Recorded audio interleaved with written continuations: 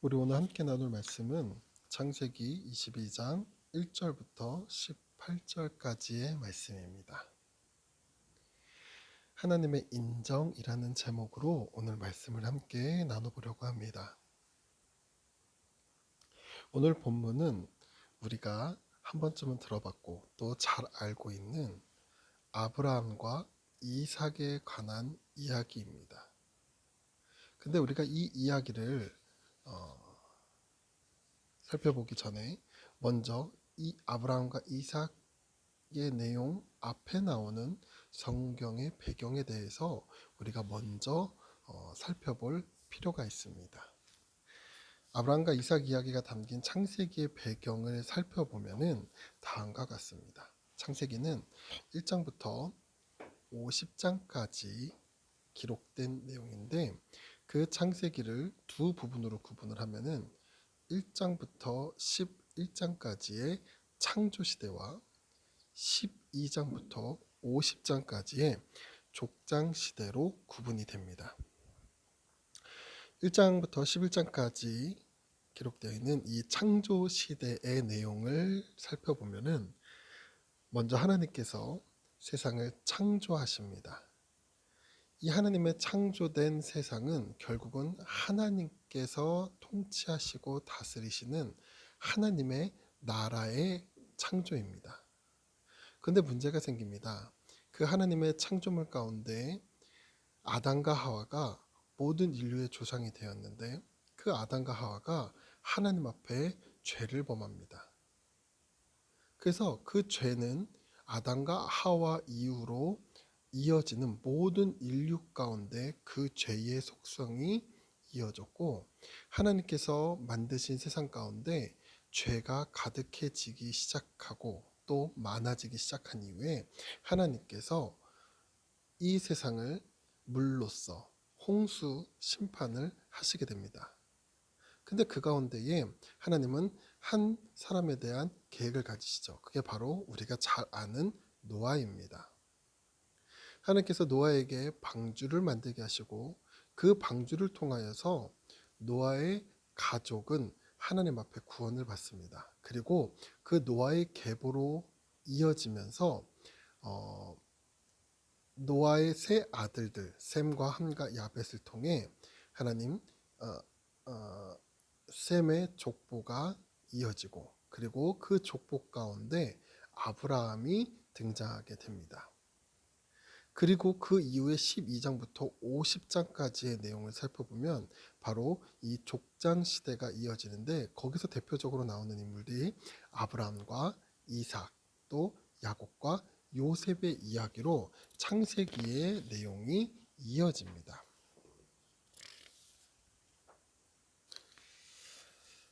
아담의 범죄함으로 인해서 하나님의 나라가 와해되고 노아의 후손을 통해서 하나님께서는 새로운 하나님의 나라를 만들어가는 작업을 시작하시는데 그것이 창세기 12장부터 진행이 됩니다. 여러분, 나라가 구성되기 위한 조건이 있습니다. 나라가 구성되기 위해서는 그 나라에 살아갈 국민이 필요합니다. 그리고 그 국민이 살아갈 땅이 필요하며 그 땅에서 살아갈 때에 갖는 주권이 필요합니다. 이것이 나라가 구성되기 위한 조건입니다.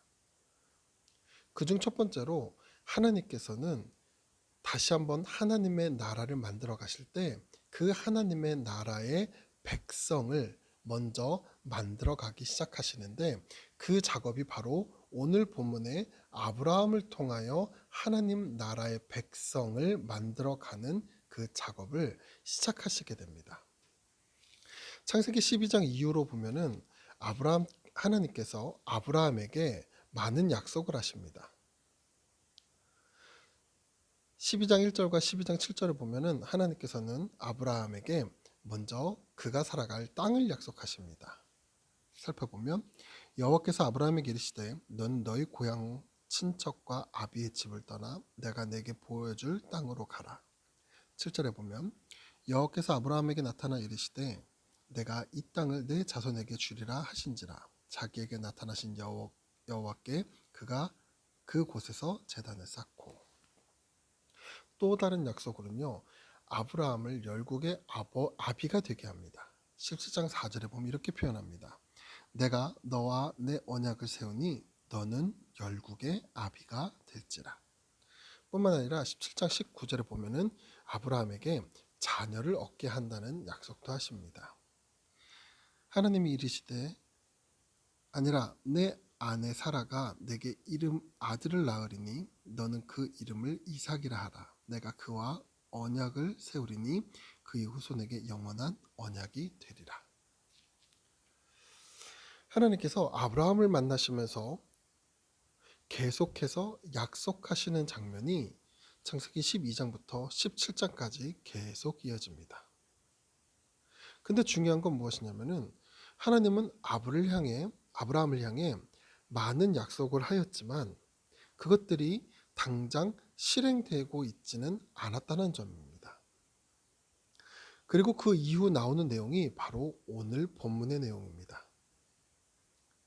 우리가 여기서 한 가지 생각해 볼 것이 있습니다. 그것은 무엇이냐면 하나님이 수많은 약속을 아브라함에게 하였지만 그것이 바로바로 실행되지 않은 이유가 과연 무엇일까? 그것은 그 사람이 그럴 만한 사람인가 아닌가 하는 아직 검증이 되지 않은 사람이기 때문이라는 것입니다. 그래서 오늘 본문을 시작하면서요, 하나님은 아브라함이 이 약속을 이룰 만한 사람인지 아닌지에 대한 테스트를 하시게 됩니다. 창세기 22장 1절부터 2절까지의 말씀을 보면 이렇게 나옵니다. 그 일 후에 하나님이 아브라함을 시험하시려고 그를 부르시되 아브라함아 하시니 그가 이르되 내가 여기 있나이다. 여호와께서 이르시되 내 아들 내 사랑하는 독자 이삭을 데리고 모리아 땅으로 가서 내가 내게 일러준 한 산 거기서 그를 번제로 드리라. 하나님이 아브라함을 테스트하십니다. 그 테스트의 내용은 그의 아들 이삭을 제물로 바치라 라는 명령이었습니다. 아브라함은 이 하나님의 요구에 사실 갈등합니다. 갈등할 수밖에 없는 이유가 있습니다. 그것은 이 이삭은 아브라함이 100세에 얻은 귀한 아들일 뿐만 아니라 그의 삶에 있어서 그의 전부가 되는 존재입니다. 왜 하나님께서는 이런 요구가 필요했을까요? 왜 하필 아브라함에게 있어서 가장 소중하고 귀한 그의 자식이었던 이삭을 바치라라는 테스트를 하셨을까요? 그 이유는 하나님이 아담과 하와로부터 얻지 못한 것이 있었기 때문입니다. 그것은 무엇이냐면은 바로 첫 번째, 하나님을 향한 경외함이었습니다. 경외함이라는 말은 존경하고 순복하다라는 의미를 갖고 있으며 좀 더 쉬운 말로 두려움을 가지며 존경한다라는 뜻을 가지고 있습니다. 또 두 번째가 있습니다. 그것은 하나님에 대한 순종의 마음입니다. 아담과 하와에게 있어서는 이 두 가지가 결여되어 있었습니다. 그래서 그것은 결국 이 아담과 하와는 하나님 앞에 불순종이라는 문제를 가져왔습니다. 하나님은 아브라함을 향한 요구 가운데 이 두 가지의 모습을 궁금해 하셨습니다. 하나님을 향한 경외함과 하나님에 대한 순종. 하나님께서 아브라함에게 이 요구를 하신 이후에 아브라함이 어떻게 결단하는지 본문 6절부터 10절까지의 내용을 보면은 나옵니다. 한번 같이 읽어보겠습니다. 아브라함이 이에 번제 나무를 가져다가 그의 아들 이삭에게 지우고 자기는 불과 칼을 손에 들고 두 사람이 동행하더니 이삭이 그 아버지 아브라함에게 말하여 이르되 내 아버지여 하니 그가 이르되 내 아들아 내가 여기 있노라. 이삭이 이르되 불과 나무는 있거니와 번제할 어린 양은 어디 있나이까. 아브라함이 이르되 내 아들아 번제할 어린 양은 하나님이 자기를 위하여 친히 준비하시리라 하고 그 두 사람이 함께 나아가서 하나님이 그에게 일러주신 곳에 이른지라. 이 아브라함이 그곳에 제단을 쌓고 나무를 버려놓고 그의 아들 이삭을 결박하여 제단 나무 위에 놓고 손을 내밀어 칼을 잡고 그 아들을 잡으려 하니. 오늘 본문에 보면 아브라함이 하나님 앞에 그 명령에 결단을 합니다. 그런데 그 결단은 결코 쉽지 않은 결단입니다. 자기에게 있어서 가장 소중한 것 뿐만 아니라 가장 중요한 것을 내어놓는 결단의 모습. 사실 이 아브라함의 모습에서 하나님이 원하셨던 두 가지의 모습이 나오고 있습니다. 아들 독자까지 아끼지 않는 하나님을 경외하는 마음 뿐만 아니라 내가 아들을 사랑하고 내가 아들을 지키고 싶지만 그 내 뜻을 지키는 것이 아니라 하나님 뜻에 따라가는 하나님을 향한 순종의 마음. 하나님이 원하셨던 것은 그 아들 이삭이 제물로서 바쳐지는 것이 하나님께서 원하는 것이 아니었고 그것을 통하여서 아브라함의 마음의 결단이 어떻게 나아가는지 그 마음의 중심을 하나님께서 보고 싶어 하셨다라는 것입니다. 물론 아브라함은 쉽지 않은 결정이었습니다. 수많은 고민을 하였을 것입니다. 때로는 포기할 수도 있고 때로는 하나님의 명령에 있어서 돌아서고 싶었을 수도 있습니다. 하지만 그 어렵고 힘든 그 결정 가운데 아브라함은 하나님을 향하여 그 마음을 가졌습니다. 근데 참 놀라운 것은 하나님께서는 그 상황이 아닌 그 상황 가운데 우리가 갖는 그 마음의 중심을 보시려고 하셨는데 아브라함의 결단으로 인하여서 하나님의 말씀의 순종과 하나님을 경외하는 그 마음의 결단으로 인한 결과가 참으로 놀랍습니다. 창세기 22장 11절부터 12절까지의 내용을 보면 아브라함의 그 마음의 결단 이후에 나타나는 상황의 모습이 표현되는데 이렇게 나오고 있습니다. 여호와의 사자가 하늘로부터 그를 불러 이르시되 아브라함아 아브라함아 하시는지라. 아브라함이 이르되 내가 여기 있나이다 하매 사자가 이르되 그 아이에게 내 손을 대지 말라. 그에게 아무 일도 하지 말라. 내가 내 아들 내 독자까지도 내게 아끼지 아니하였으니 내가 이제야 내가 하나님을 경외하는 줄을 아노라. 이것이 바로 하나님이 아브라함에게 보고 싶어 하신 모습이었습니다. 내가 하나님을 경외하고 뿐만 아니라 내 아들 내 독자까지도 내게 아끼지 아니하는 마음, 하나님을 향한 그 마음. 하나님께서는 하나님의 약속이 이루어질 만한 사람에 대한 그 검증을 그 마음의 중심으로부터 살피시고 계셨다라는 것입니다. 하나님께서 아브라함의 마음의 중심을 아셨습니다. 그리고 하나님께서 그 이후에 아브라함에게 주어져 있던 그 문제의 상황을 하나님 스스로가 해결하시고 풀어가십니다. 13절입니다. 아브라함이 눈을 들어 살펴본즉 한 순양이 뒤에 있는데 풀이 수풀에 걸려 있는지라. 아브라함이 가서 그 순양을 가져다가 아들을 대신하여 번제로 드렸더라. 참 놀랍지 않습니까?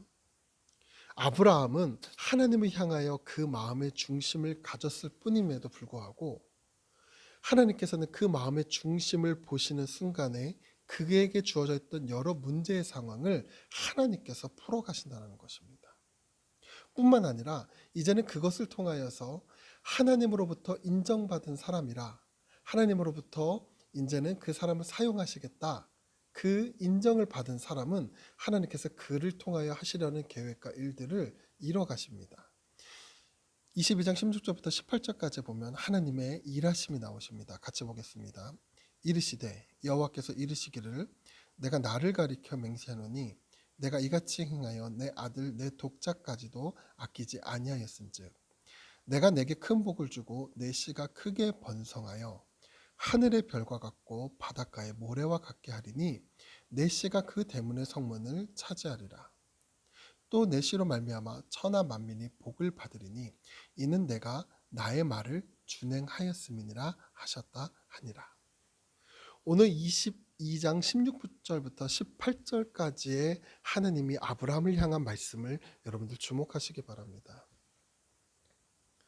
하나님께서 아브라함에게 수많은 약속의 말씀을 하셨습니다. 근데 그 약속의 말씀, 하나님의 말씀이 그의 삶 가운데 이루어지기 위해서는 분명한 하나님의 테스트가 필요합니다. 그 사람의 마음의 중심이 어디에 서 있는지, 그가 무엇을 더 사랑하고 무엇을 더 따르고 있는지. 아브라함의 이 이야기를 통해 우리가 살펴보고 우리가 또 마음에 품어야 될 것은 단 하나입니다. 그것은 오늘 우리의 삶 속에서도 하나님께서 수많은 약속의 말씀을 성경을 통하여 하십니다. 근데 그 성경의 말씀에 나와 있는 말씀들이 오늘 우리 삶에 힘이 되고 위로가 되고 능력이 되기 위한 방법은 딱 하나입니다. 그 말씀대로 우리의 삶이 삶 가운데 하나님이 일하실 만한 그만한 자격이 있는 사람인가 아닌가라는 것입니다. 사랑하는 고등부 학생 여러분, 하나님께서는 오늘 우리의 삶도 하나님께서 계획하시고 또 이끄시고 하나님이 함께 하실 줄 믿습니다. 하나님께서 우리의 삶을 선택하시고 또 우리가 품고 있는 꿈을 이루시며 또 우리의 삶을 통하여 하나님이 큰 일을 위해서 사용하실 줄 믿습니다. 그런데 그 가운데 우리가 기억해야 될 사항은 그 가운데 우리의 마음의 중심이 세상을 향해 있는 것이 아니라 하나님을 향하여 하나님을 경외하고 하나님을 우선적으로 사랑하며 하나님 앞에 순종하는 마음을 갖는 그 사람의 삶 속에서 오늘 아브라함과 같이 하나님의 계획이 일어날 줄 믿습니다.